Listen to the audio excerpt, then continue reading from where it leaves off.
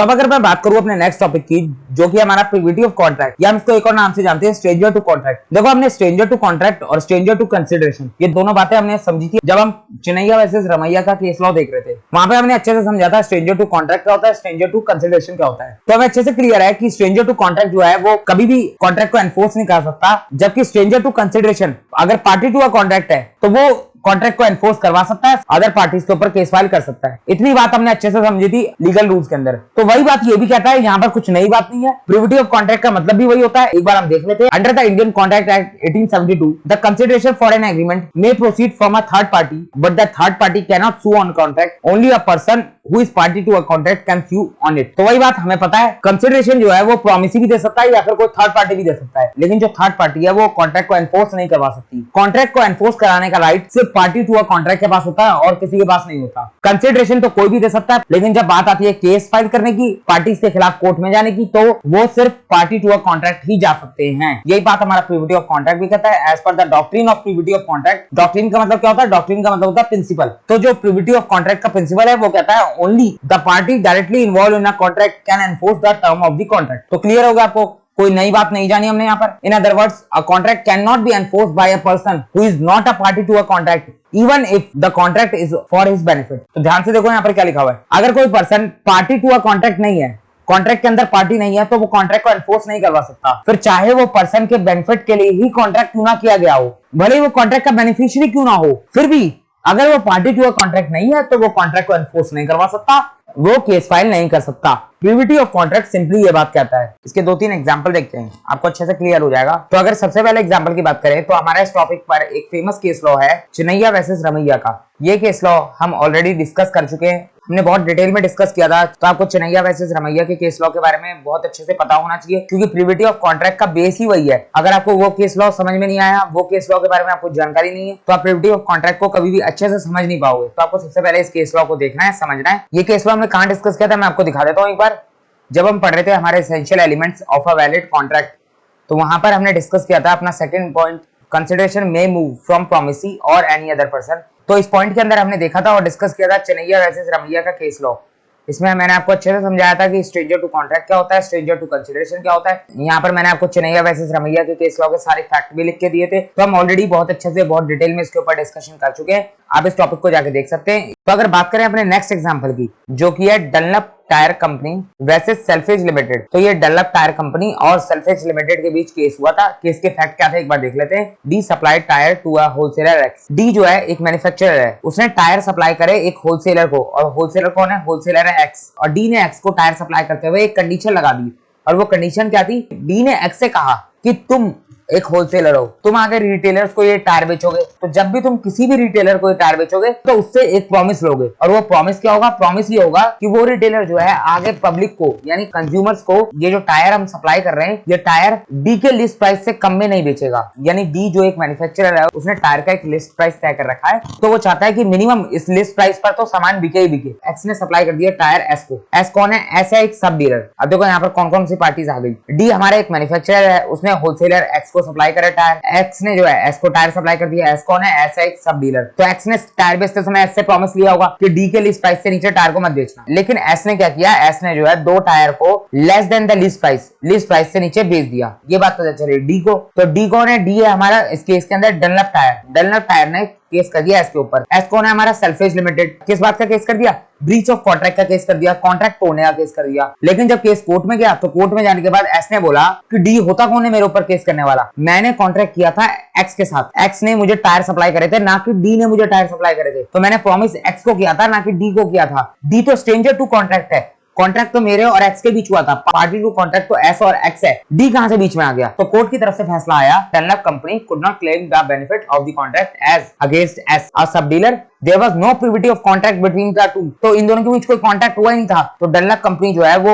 S और x के contract में स्ट्रेंजर टू कॉन्ट्रैक्ट है, तो वो तो केस कर ही नहीं सकती एस के ऊपर। अब एक और एग्जांपल देखते हैं, एक और केस लॉ है इस कॉन्सेप्ट के ऊपर। इस केस के फैक्ट क्या है एक बार देखते हैं। Upon as marriage his father and his father in law enter into a contract to contribute a certain sum of money to be given to A after his marriage. अब यहाँ पर क्या है, ए जो है वो सन है, किसका सन है, ट्विडल का सन है। जो ट्विडल ने केस किया था, इसका सन है ए, इसकी मैरिज वाले दिन इसके फादर कौन है, इसके ट्विडल इसके फादर हैं, इसके फादर और इसके फादर इन लॉ के बीच एक कॉन्ट्रैक्ट हुआ और वो कॉन्ट्रैक्ट क्या था कि ए के फादर और फादर इन लॉ दोनों कंट्रीब्यूट करेंगे सर्टेन सम ऑफ मनी और ए की मैरिज के बाद ए को दे देंगे एज अ गिफ्ट, ए को गिफ्ट के तौर पे कुछ पैसा दे देंगे। तो ये कॉन्ट्रैक्ट तैयार हुआ ए के फादर और फादर इन लॉ के बीच। तो इस कॉन्ट्रैक्ट की पार्टी टू कॉन्ट्रैक्ट कौन है, ए के फादर और फादर इन लॉ। ए का तो कोई लेना देना नहीं है इस कॉन्ट्रैक्ट से, ए तो स्ट्रेंजर टू कॉन्ट्रैक्ट है। अब आगे देखते हैं क्या हुआ। A father paid his contribution, A के फादर ने जो है कंट्रीब्यूशन दे दिया, but his father in law fail to pay. अब ए जो है पहुंच गया कोर्ट में, अपने फादर इन लॉ के ऊपर केस कर दिया,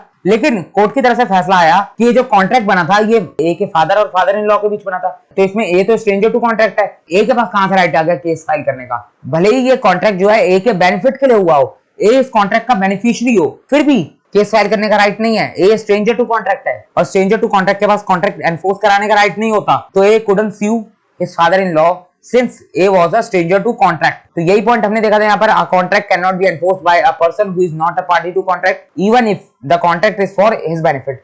फिर चाहे कॉन्ट्रैक्ट उसके खुद के बेनिफिट के लिए क्यों ना किया गया हो। क्लियर हो गया आपको।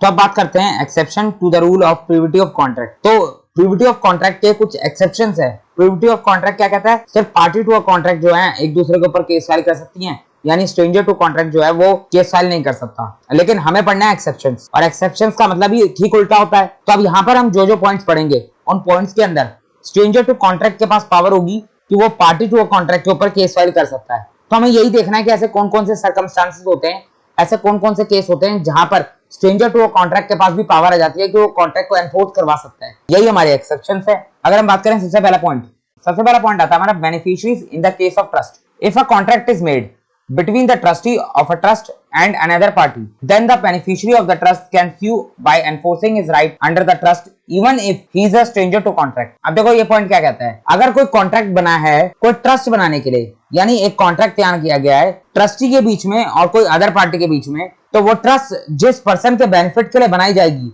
जो पर्सन उस ट्रस्ट का बेनिफिशियरी होगा, वो पर्सन जो है अपने राइट्स के लिए पार्टी टू अ कॉन्ट्रैक्ट को sue कर सकता है even he is a stranger to contract, फिर चाहे वो बेनिफिशियरी स्ट्रेंजर टू कॉन्ट्रैक्ट क्यों ना हो। एग्जांपल देखते हैं, आपको अच्छे से क्लियर हो जाएगा। A create a trust for the benefit of B and appoint XYZ as a trustee. तो यहाँ पर ए ने एक ट्रस्ट क्रिएट करी, किसके बेनिफिट के लिए, बी के बेनिफिट के लिए। तो बी कौन है, बी यहाँ पर बेनिफिशियरी है, और XYZ तीन पार्टीज हैं, इनको एज अ ट्रस्टी अपॉइंट कर दिया। अब सपोज ए जो है एक ओल्ड मैन है और बी जो है उसका ग्रैंडसन है, तो ए के पास बहुत सारी प्रॉपर्टी है। अब ए ने जो है एक ट्रस्ट क्रिएट करी बी के नाम पे। बी कौन है, बी ए का ग्रैंडसन है। अब बी जो है वो काफी छोटा है, अभी वो मेजर नहीं हुआ, अभी वो माइनर ही है। तो अब यहाँ पर जब तक वो माइनर है, ए ने उसके नाम पर एक ट्रस्ट क्रिएट किया और उस ट्रस्ट को संभालने के लिए तीन लोगों को अपॉइंट कर दिया XYZ, उनको ऐसा ट्रस्टी अपॉइंट कर दिया। और जब तक बी जो है मेजर नहीं हो जाता, वो प्रॉपर्टी को संभालेंगे XYZ, और उस प्रॉपर्टी से जो भी बेनिफिट होगा यानी जो भी प्रॉफिट होगा वो बी के ऊपर यूज किया जाएगा। अब अगर मान लो ए की डेथ हो जाती है और XYZ जो है वो बी को उसके राइट्स नहीं देते, उसका बेनिफिट्स नहीं प्रोवाइड करवाते, तो बी जो है XYZ के ऊपर केस फाइल कर सकता है अपने राइट्स को क्लेम करने के लिए। अब सवाल ये आता है यहाँ पर, जो कॉन्ट्रैक्ट क्रिएट हुआ था यानी जो ट्रस्ट बनाया गया था वो ए ने बनाया था और किसके साथ मिलकर बनाया था, XYZ के साथ मिलकर। बी तो सिर्फ बेनिफिशियरी था उस ट्रस्ट का। तो यहाँ पर कॉन्ट्रैक्ट ए XYZ के बीच में क्रिएट किया गया था, B party to a contract नहीं था, लेकिन उसके बावजूद बी जो है वो XYZ के ऊपर केस कर सकता है, क्योंकि ये ट्रस्ट जो बनाया गया था वो बी के बेनिफिट्स के लिए बनाया गया था, और अगर बी को बेनिफिट्स नहीं मिलते तो वो अपने बेनिफिट्स क्लेम कर सकता है।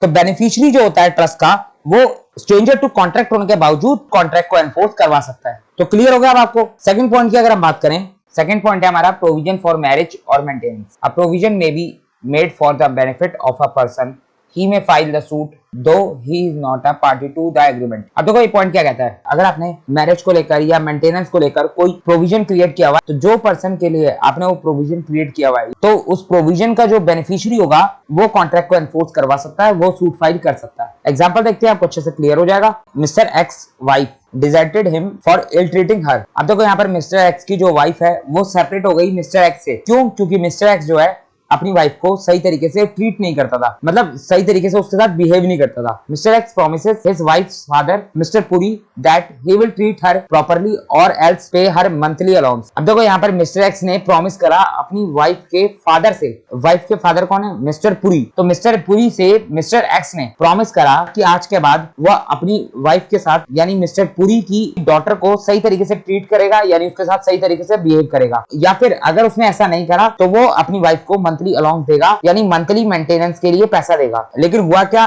But she was again ill treated by her husband. लेकिन दोबारा से मिस्टर एक्स ने इल ट्रीट बिहेव किया। तो मिस्टर एक्स ने प्रॉमिस किया था मिस्टर पुरी को कि अब अगर उसने दोबारा मिसबिहेव किया या इल ट्रीट किया तो वो मंथली अलाउंस देगा अपनी वाइफ को। तो यहाँ पर प्रॉमिस किसके बीच हुआ था? मिस्टर एक्स और मिस्टर पुरी के बीच। ये दोनों पार्टी टू अ कॉन्ट्रैक्ट थे, जबकि मिस्टर एक्स की वाइफ यानी मिस्टर पुरी की जो डॉटर थी वो स्ट्रेंजर टू कॉन्ट्रैक्ट थी, वो सिर्फ बेनिफिशियरी थी इस कॉन्ट्रैक्ट की, बाकी वो पार्टी टू अ कॉन्ट्रैक्ट नहीं थी। पार्टी टू अ कॉन्ट्रैक्ट कौन था? मिस्टर एक्स और मिस्टर पुरी। लेकिन स्ट्रेंजर टू अ कॉन्ट्रैक्ट होने के बावजूद अगर बात आ जाती है मैरिज और मेंटेनेंस की, तो मिस्टर एक्स की जो वाइफ है उसके पास सारे राइट आ जाते हैं कि वो मिस्टर एक्स के अगेंस्ट कोर्ट में केस फाइल कर सके और मंथली अलाउंस जो प्रॉमिस किया गया था मिस्टर एक्स की तरफ से उसको क्लेम कर सके। तो यहाँ पर क्या कहा गया है? She has all right to sue mister X against the contract made between mister X and mister Puri even though she was stranger to contract. एक और एग्जांपल देखते हैं, आपको और अच्छे से क्लियर हो जाएगा। Ritika was living in a Hindu undivided family, यानी रितिका जो है एक HUF में रहती है। The family had made a provision for her marriage. Eventually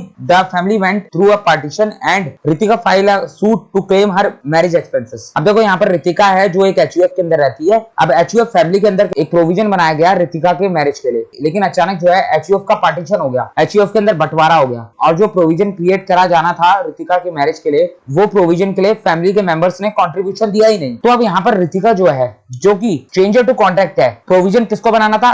किसके बीच प्रॉमिस हुआ था? फैमिली मेंबर्स के बीच। लेकिन बेनिफिशियरी कौन थी? रितिका। तो यहाँ पर जो रितिका है उसको ये राइट मिलता है कि अगर मामला मेंटेनेंस या फिर मैरिज का आ जाता है तो रितिका जो है अपने मैरिज एक्सपेंसेस के लिए सूट फाइल कर सकती है और अपने मैरिज एक्सपेंसेस क्लेम कर सकती है। तो Ritika filed a suit to claim her marriage expenses. The court held that the case because Ritika was a beneficiary of the provision despite being a stranger to a contract. तो court की तरफ से भी simply यही कहा गया कि रितिका इस प्रोविजन के लिए बेनिफिशियरी है, तो भले ही ये स्ट्रेंजर टू कॉन्ट्रैक्ट हो फिर भी वो केस फाइल कर सकती है। अब इसका मतलब ये नहीं है कि हर तरीके के कॉन्ट्रैक्ट में हर बेनिफिशियरी जो है सामने वाली पार्टी के ऊपर केस फाइल कर सकता है। सिर्फ जो एक्सेप्शंस दे रखी हैं, जो हम एक्सेप्शंस के पॉइंट पढ़ रहे हैं, उन पॉइंट्स के अंदर अगर बेनिफिशियरीज को राइट मिला हुआ है कि वो कॉन्ट्रैक्ट को एनफोर्स करवा सकते हैं तब वो करवा सकते हैं। बाकी इन एक्सेप्शंस को छोड़ के और किसी भी केस में इवन बेनिफिशियरी के पास भी सूट फाइल करने का राइट नहीं होता अगर वो बेनिफिशियरी स्ट्रेंजर टू कॉन्ट्रैक्ट है। तो थर्ड पॉइंट है हमारा पार्टीशन और other family arrangement. In such cases a female member of the family for whose benefit the provision is made can enforce the agreement even if he is not a party to a contract। अब देखो यहाँ पर भी वही बात आती है,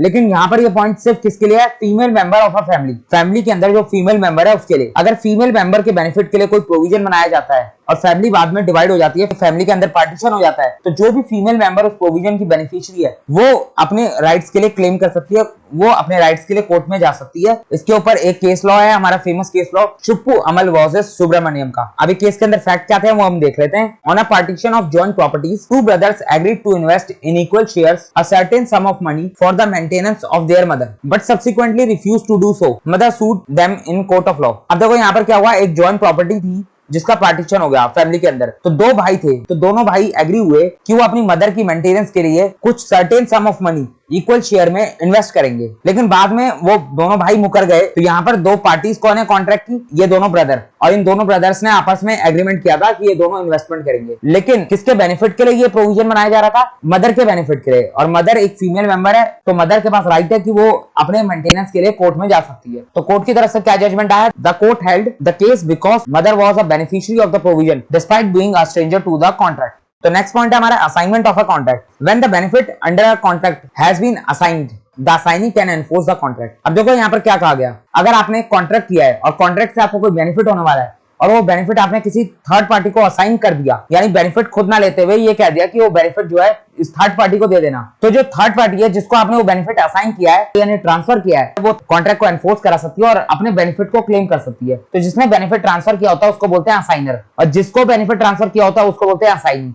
तो असाइनर ने अपने बेनिफिट को असाइनी को ट्रांसफर करा। एग्जांपल देखते हैं, आपको अच्छे से क्लियर हो जाएगा। S sells goods to B and is entitled to receive the price. तो एक्स ने बी को गुड्स सेल करी, तो अब यहाँ पर एस के पास राइट हो गया कि वो बी से उस गुड्स के बदले पैसे को रिसीव कर सकता है। तो एस के पास पैसा रिसीव करने का राइट है। एस में by giving a notice to B assign his right to receive the money in favour of third party that is X. तो यहाँ पर एक्स ने बी को एक नोटिस दिया और बोला कि पैसा रिसीव करने का राइट मेरे पास है क्योंकि मैंने तुम्हें सामान बेचा, तो मैं अपने इस पैसे रिसीव करने का राइट को ट्रांसफर कर रहा हूँ एक्स के फेवर में। तो अब जो तुम पैसा मुझे देने वाले थे वो पैसा मेरे को ना देते हुए एक्स को दे देना।